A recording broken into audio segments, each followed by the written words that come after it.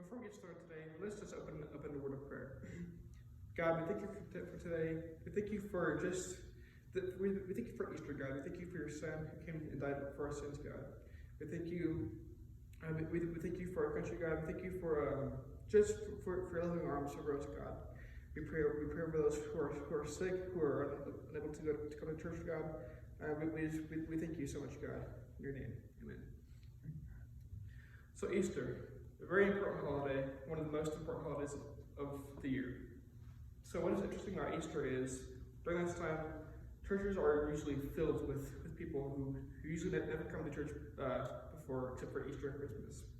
So why is that? Well, we're going to delve into that today.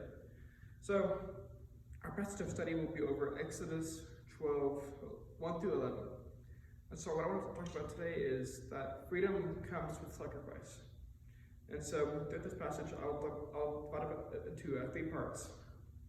And I will go over each part, and it's a long passage right now. I'll go over each part and how that ties in with Easter, and with the crucifixion, and how it ties in with our topic of freedom comes with sacrifice. So I'll start off by reading verses 1 through 5, I believe.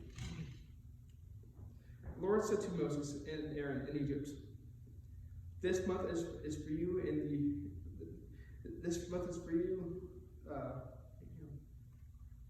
Right.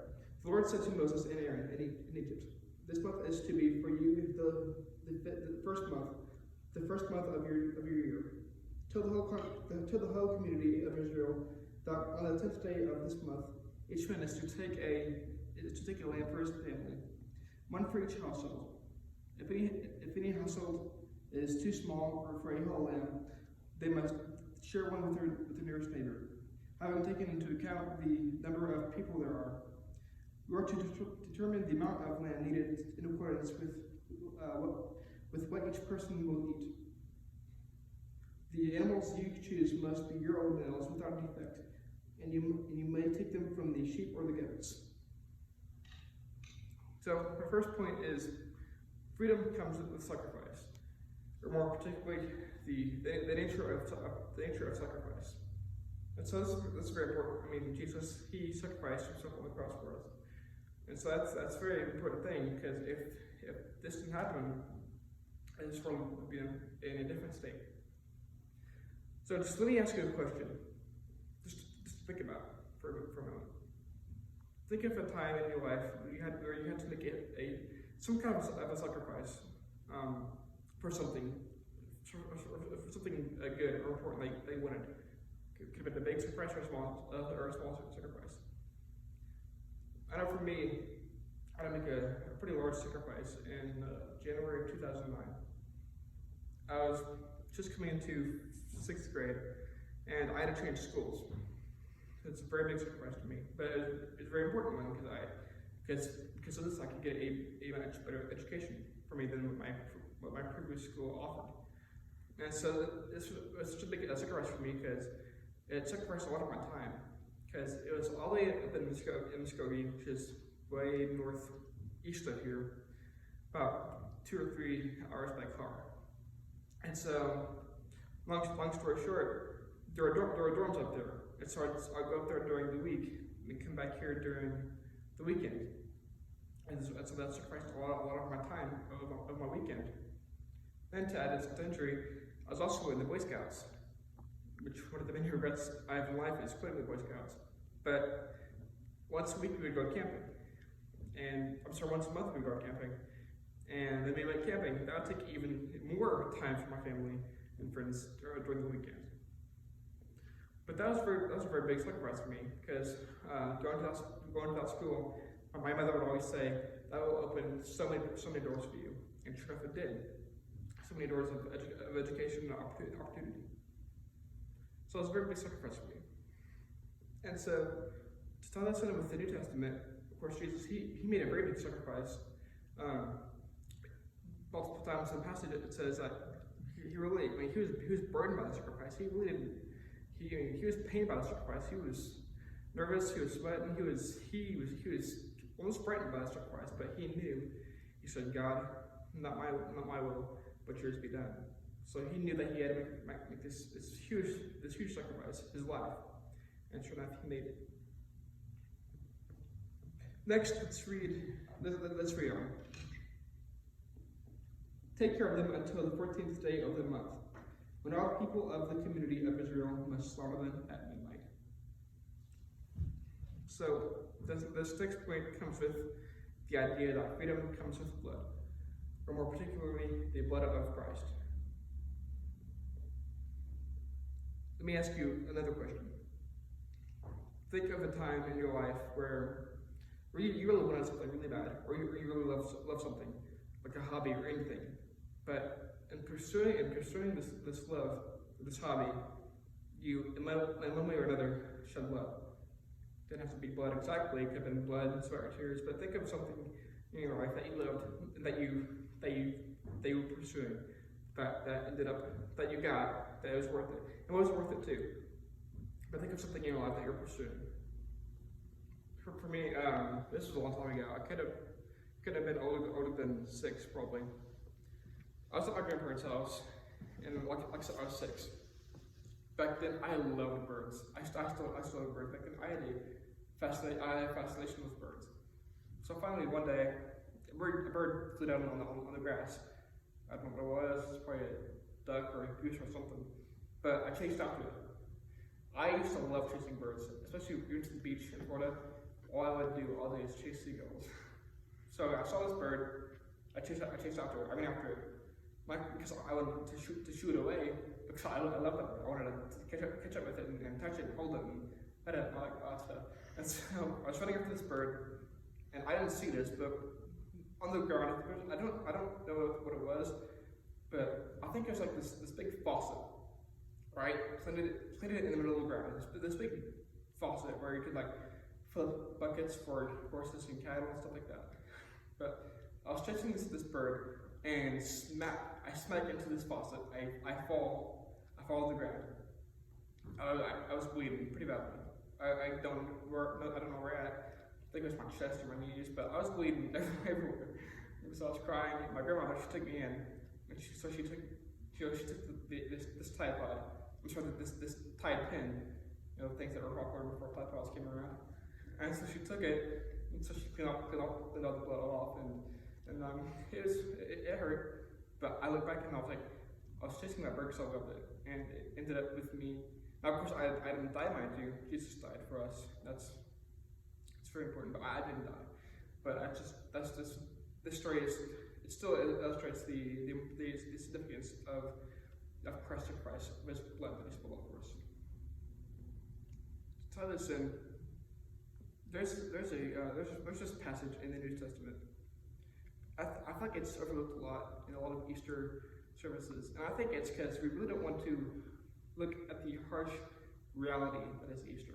Easter, it's very harsh. To tell the truth, it's really bloody in its glory.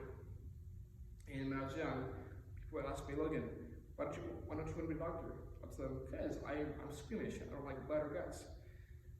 I can only deal with blood or guts in like horror movies. That's it. I'm very squeamish. But there's a passage in the New Testament, and it's Jesus, and he's in the Garden of Gethsemane. It's the night of his betrayal. So he's going off to pray while his disciples are sleeping on him.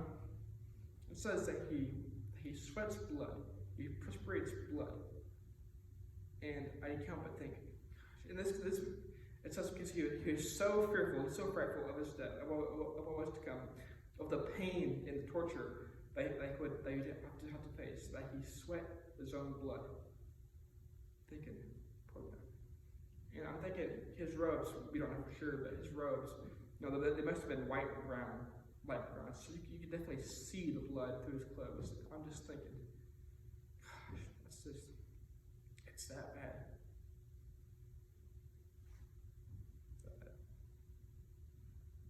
Finally, we come to freedom comes with the cross. Now this one, I love this point. We go on to read. Then they are to take some of the blood and put it on the sides and tops of the door frames of the houses there to eat the lamb. They're to put the blood of the sacrifice on the tops and on the sides of the door frames. This is very important because scholars, this is how they think happened. This is how they think went down when they put the blood on the doors. So, like I said, like the text says, they put the blood on each side of the door frame. Then finally, they put some blood on the top of the door frame. But then the blood on the top, that would actually drip down. Blood, and that would drip down. Therefore, you get the image of the cross. That is baffling to me, because how did they know of the cross? Because the cross early wasn't invented yet. It was a Roman invention of torture. So it really hadn't come around yet. But yet they had this idea. They knew of this cross, the concept of the cross, that sooner or later a sacrifice would be made for their sins, for their burdens, for their bondage. They knew of the cross, but yet it hadn't happened yet. It's like they knew, but they didn't.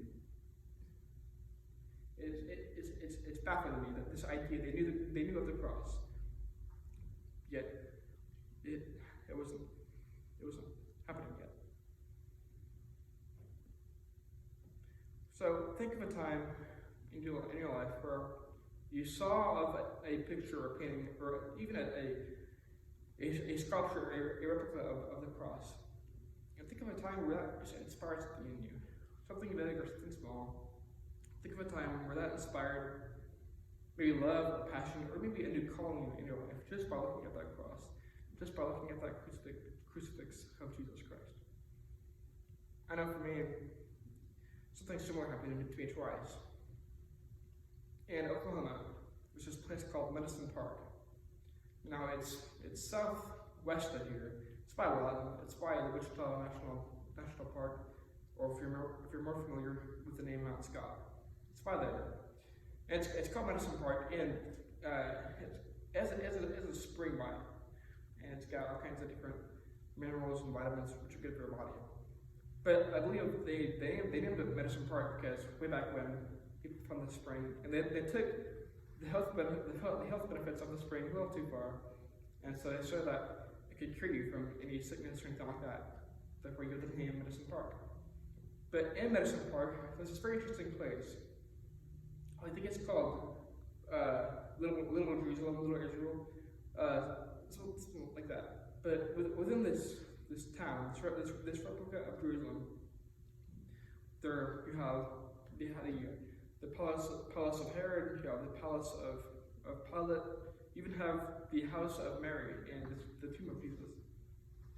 But finally, off to the side, on a hill, not way too far off, you have three crosses.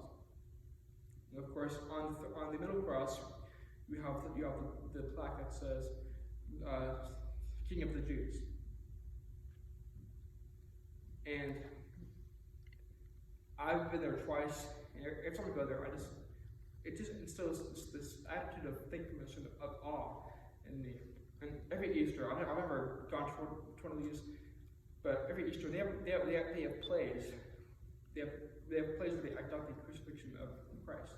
Because I've never been to any of these, but I can just imagine just the power, just the way the Holy Spirit just moves on the crowds. So that's the cross. Freedom comes with the cross. Now here are just some of my additional observations that I've made. I want you to take note of. My first observation is it's found in verse 8. It says, "Thou send thy third to eat the meat over the roasted fire, along with bitter herbs and bread made with yeast." This reminds me of the pureness of Christ's sacrifice. Early on, it said to take a goat or sheep 1 year old without any defect, without any mark or spot or black spot, just pure sheep without any blemish. Then we look how in the New Testament how that reflects that how Jesus was sent, who was without sin. He had no sin in him, no shame or no guilt in him, no blemish. How he died for all of us in our place, because we all have our blemishes, we all have our thoughts, and he came in our stead to die for us on the cross. My second observation is found in verse 9. It says, "Do not eat the meat raw or cooked in water, but roast it over the fire, head, legs, inner parts. Do not leave any of it till morning. If some is left till morning, burn it. Burn the meat. Don't waste it. Don't waste any meat."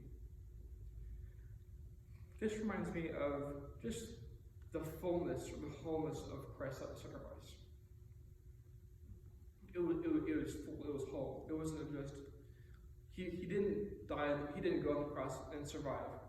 He paid the full price. He paid all of it. He died for us. So there's no, God didn't pull back any punches here. He went all in with this. He went the whole 9 yards. It's the fullness of Christ's sacrifice. The final observation that I made is found in verse 11. It says, "This is how you eat the meat this is how you are to eat it. With your cloak tucked into your belt, your sandals on your feet, and your staff in your hand.